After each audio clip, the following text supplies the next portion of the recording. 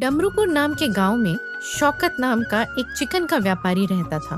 पूरे गांव में चिकन की एक ही दुकान थी, इसलिए सभी शौकत के वहां से चिकन खरीदा करते थे। शौकत भाई 1 किलो चिकन देना। जी अभी देता हूँ। अरे चिकन ताजा ही देना शौकत भाई। अरे भैया इसमें कहने की क्या बात है, मेरे यहाँ सब ताजा माल ही मिलता है। शौकत रात को दुकान बंद करके घर चला जाता था। उसके परिवार में उसकी पत्नी और एक बेटी थी। बस रोज सुबह सुबह उठ के पास ही के गांव में मुर्गी लेने जाया करता था और फिर गांव के चौराहे पर चिकन बेचा करता था। कुछ दिन बाद ताज मोहम्मद उसके पास ही के गांव में चिकन के व्यापारी शौकत के पास जाता है। अरे शौकत, दुकान कैसा चल रहा है? चिकन की बिक्री तो हो रही है अच्छे से? हाँ भैया, घर का खर्चा चल जाता है। शौकत भाई, झूठ मूठ बोलकर तुम इस पूरे गांव में अकेले ही चिकन बेचते हो। तुम तो मनचाहे भाव से चिकन बेच के अच्छे पैसे कमाते हो और मुझसे तुम चुने दाम में मुर्गियां लेकर आते हो। शौकत, तुमने अच्छा माल कमाया होगा। अरे नहीं भैया, मैं तो कम से कम दाम में चिकन बेचता हूँ। मैंने गांव वालों से कभी भी आज तक बेईमानी नहीं की है। शौकत भाई, मुर्गियों का दाना जो है वो महंगा हो गया, इसलिए उसकी देखभाल करने में ज्यादा खर्चा होता है, इसलिए मुर्गियों के दाम बढ़ा दिए। मुर्गा अब 200 रुपए में मिलेगा तुमको। अरे ऐसा मत कहिए, इतनी महंगी मुर्गियां मैं कैसे खरीदूंगा? अगर इतनी महंगी खरीदूंगा तो इसका चिकन कितना महंगा बिकेगा? शौकत भाई, मैं कुछ नहीं जानता। अगर तुम्हें नुकसान हो रहा है तो मेरे यहाँ मुर्गा मत लो, कहीं और जाकर मुर्गियां खरीद लेना। ताज शौकत से इतना कहकर वहाँ से चला जाता है। अगली सुबह होती है। शौकत मुर्गियां खरीदने ताज के मुर्गी फार्म में पहुँचता है। शौकत 5 मुर्गी लेकर घर वापस आ जाता है। शौकत जब घर पहुंचता है तो उसकी पत्नी सलमा कहती है, अरे जी, बस सिर्फ 5 ही मुर्गी लेकर आए हैं, बाकी मुर्गियां कहाँ पर है? सलमा, ताज मोहम्मद ने मुर्गियों के दाम बढ़ा दिए हैं, इसलिए मैं आज 5 ही मुर्गियां लाया हूँ। तो फिर आप चिकन कैसे बेचेंगे? इससे तो बहुत कम चिकन निकलेगा। मगर वो भी बिक जाए तो बहुत बड़ी बात है। मतलब मैं समझी नहीं। पहले तो मैं कम दाम में चिकन बेचा करता था, मगर मैं इतनी महंगी मुर्गियां इस बार लाया हूं कि चिकन भी महंगा बेचना पड़ेगा, और इतना महंगा चिकन पता नहीं गांव वाले खरीदेंगे या नहीं है। अगली सुबह होती है। शौकत अपने चिकन की दुकान पर पहुंचता है। इतना महंगा चिकन कब हो गया शौकत भाई? कल ही तो मेरे पति 150 रुपए किलो चिकन ले गए थे और आज आप 200 रुपए किलो बता रहे हैं। एक ही दिन में इतना ज्यादा दाम बढ़ गए? शौकत भाई, गाँव में आपका एक ही दुकान है, इसलिए आपके दाम रोज बढ़ते हैं। बहन जी, आप ये क्या कह रही है? अगर आपको चिकन महंगा लग रहा है तो आप कहीं और जाकर चिकन खरीद ले। जब मुझे मुर्गियां महंगी मिली है तो मैं चिकन भी महंगा दूंगा। अगर लेना हो तो बताओ, वरना आप जा सकती हैं। रहने दो भैया, मुझे नहीं चाहिए इतना महंगा चिकन, अपने पास ही रखो। जब 200 रुपए में चिकन मिल रहा है तो इससे अच्छा मैं मटन खा लूंगी। इतना कहकर वो औरत वहाँ से चली जाती है। कुछ समय बाद ऐसे ही ग्राहक शौकत से चिकन लेने आते हैं, पर दाम सुनकर वो ग्राहक उसे भला बुरा कहने लगता है। अरे ये क्या लूट मचा रखी है, इससे तो सस्ता शहर में मिल जाएगा। शाम हो जाती है, लेकिन शौकत की कोई बिक्री नहीं होती है। तभी वो देखता है कि बकरी बेचने वाला अकबर उसके ठीक सामने मटन की दुकान लगा के रखा है। ये देखकर वो हैरान हो जाता है। आ जाओ गाँव वालों, सस्ते में मटन ले लो। घर जाकर मजे से मटन बनाकर मजे से खाओ। इतना सुन के पूरे गांव वाले अकबर की दुकान पर मटन खरीदने के लिए लाइन लगा लेते हैं। अरे भैया, मटन कैसे दे रहे हो? अरे सकीना मैडम, 220 रुपया किलो फ्रेश और ताजा मटन का गोश्त। शौकत तो मुर्गे का गोश्त 200 रुपए में दे रहा है, मैं तो 220 रुपए में बकरी का गोश्त दे रहा हूँ। अगली सुबह होती है। शौकत अपने चिकन की दुकान पर पहुंचता है। अरे मुझे भी 1 किलो मटन दे दो। अरे आप इतना सस्ता कैसे दे रहे हो? आज से पहले आपको कभी देखा नहीं। सामने की दुकान में तो 200 रुपया किलो चिकन दे रहे हैं और आप 220 रुपया किलो मटन दे रहे हो। अरे भैया, हम बाकियों की तरह हम ठगते नहीं हैं, हम ईमानदारी से पैसे कमाते हैं। मैं इस गांव में भले नहीं नया हूँ और आपके लिए मैं मटन सस्ते में बेचूंगा। सभी लोग बहुत खुश होते हैं और अकबर की दुकान से मटन लेने लगते हैं। शौकत को कुछ समझ में नहीं आ रहा होता। जब अकबर की दुकान पे भीड़ कम होती है तो वो उसके पास जाता है। अरे भाई, आपने ऐसा क्यों किया? मैंने क्या किया? मैं तो अच्छा खासा मटन बेच रहा हूँ। अकबर भाई, मुझे एक बात नहीं समझ में आ रहा है। जब मुर्गियों के दाम बढ़ गए तो फिर आपके मटन इतना सस्ता कैसे?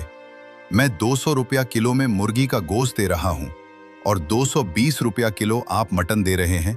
ये कैसे हो सकता है? अगर आप इतना सस्ता मटन देंगे तो मेरा चिकन कोई खरीदेगा भी नहीं और मेरा व्यापार तो ठप हो जाएगा। अगर ये बात है तो तुम अपना सारा चिकन मुझे दे दो, वो भी 1000 में। अरे ये तो बेईमानी है। मैंने पूरे 2000 रुपए में मुर्गियां लिया था, उसमें से तुम्हें 1000 रुपए में सारा गोश्त दे दूंगा, तो मेरा क्या होगा? मेरा तो घाटा हो गया ना। तो भाई इधर से पहले फुर्सत में निकल लो, वैसे ही मुझे दुकान बंद करनी है। शौकत अब बुरी तरह से फंस चुका था, इसलिए शौकत मजबूरी में सारा चिकन 1000 रुपए में अकबर को दे देता है और दुखी मन से घर वापस आ जाता है। क्या हुआ जी, इतने उदास क्यों हो? बिक्री तो अच्छी हुई है ना? सलमा, पता नहीं अल्लाह हमसे किस जन्म का बदला ले रहा है। ऐसे क्यों कह रहे हो आप? साफ साफ बताओ ना, क्या हो गया है? शौकत सलमा को सारी बात बताता है। अब तो दोनों को कुछ समझ ही नहीं आ रहा था कि घर उनका कैसे चलेगा। उधर अकबर भी दुकान बंद करके घर पहुंचता है तो उसकी पत्नी फातिमा उससे कहती है, आ गए आप, लाइए जितनी कमाई हुई है इधर दे दीजिए। अरे बेगम जान, कभी पानी भी पूछ लिया करो। ज्यादा बकबक मत करो, मुझे पैसे दो। स्पष्ट रूप से बताओ कितना का धंधा हुआ? फातिमा बेगम, आज पूरे 30,000 रुपए का धंधा हुआ है। आज से पहले इतना धंधा कभी नहीं हुआ। अकबर अपनी बेगम को सारी बात बताता है कि कैसे उसने सस्ता मटन बेच के शौकत का धंधा बंद करवा दिया। अरे आपने मेरे मायके से मेरी बकरियों को इतने सस्ते में क्यों बेच दिया? मुझे पता था कि तुम यही कहोगी। तुम ही बताओ, मैं करूं ही क्या? जैसे ही मैं घर आता हूँ पैसे मांगने लगी हो। कहाँ से लाऊं इतने सारे पैसे? फातिमा नाम है मेरा। पैसे तो चाहिए मुझे, वो भी ढेर सारे। और मेरी बकरियां कोई सोने से कम नहीं थी। अब से कल ठीक वैसे ही करोगे जैसा मैं कहूंगी। क्या करना है मुझे? जानवरों को बड़ा करने के लिए शहर में दवाई मिलती है। अब से हम सस्ती दाम में बकरी के बच्चे को लेकर आएंगे और उसे दवाई खिलाकर उसे बड़ा कर देंगे और इसका मटन गांव के बाजार में बेचेंगे। बकरी का वजन बढ़ेगा तो हमें मटन बेचने में भी ज्यादा मुनाफा मिलेगा, समझे आप? पर ये तो गलत है फातिमा। अपने गांव के लोगों के साथ ऐसा करना ठीक नहीं है। इस युग में अच्छे से घर का खर्चा चल जाए वही बहुत बड़ी बात है। और फातिमा, अल्लाह की दुआ से हमारे घर का खर्चा अच्छे से चल रहा है। फातिमा, जो तुम कह रही हो वो मुझे ठीक नहीं लग रहा है। अब तुम मुझे मत सिखाओ कि क्या सही है और क्या गलत। चुपचाप जैसा कहा है वैसे ही करते जाओ। अगले दिन सलीम छोटी बकरी को इंजेक्शन देकर बड़ा कर देता है, जिससे बकरी थोड़े ही टाइम में भारी भरकम हो जाती है। गांव में किसी को भी अकबर की हरकत का पता नहीं होता और सब लोग बेफिक्र होकर उससे मटन खरीदने लगते हैं। उधर शौकत के मटन का व्यापार बंद हो गया था, इसलिए वो मजदूरी करने जाने लगता है। कुछ समय बाद ईद आने वाली होती है, इसलिए शौकत अकबर के पास मटन खरीदने के लिए जाता है। अकबर शौकत को मटन तोल कर देता है। तभी वहां मुखिया जी आ जाते हैं और दावत के लिए 20 किलो मटन का ऑर्डर देकर जाते हैं। शौकत दूर से ये सब देख रहा होता है क्योंकि उसे अकबर पर शक हो गया था। आखिरकार कहाँ से लेगा इतना सारा मटन? मटन में जरूर कुछ गड़बड़ है, अब तो देखना ही पड़ेगा। अकबर जब शाम को दुकान बंद करके घर जाता है तभी शौकत उसका पीछा करता है और वो देखता है कि अकबर और उसकी बीबी अपने फॉर्म में राखी छोटी बकरियां को इंजेक्शन दे रहे होते हैं और कुछ ही दिनों में ये बकरियां कटने के लिए तैयार हो जाएंगी और उसकी बीबी की हरकत का वीडियो बना लेता है। शौकत अब सोच लिया था कि वो अकबर और फातिमा का भांडा फोड़ कर ही रहेगा। ईद वाले दिन अकबर 20 किलो का मटन लेकर मुखिया जी के घर पहुंचता है। जब सब लोग मटन खाने लगते हैं तो मुखिया जी देखते हैं कि मटन तो कम पड़ रही है। अरे ये क्या, मैंने तो इतना सारा मटन बनवाया था, फिर ये कम कैसे पड़ सकती है? ऐसे तो सभी लोग मेरा मजाक उड़ाएंगे। मुखिया जी बहुत घबरा जाते हैं।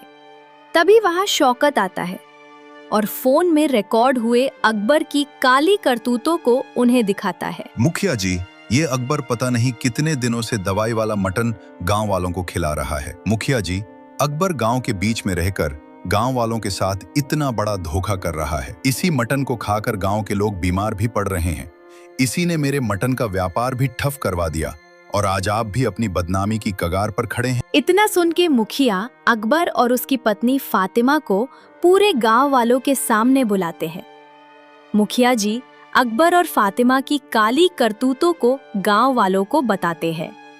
सभी गांव वाले गुस्से में अकबर को मारने के लिए आग बबूले हो जाते हैं और मारने के लिए आगे बढ़ते हैं।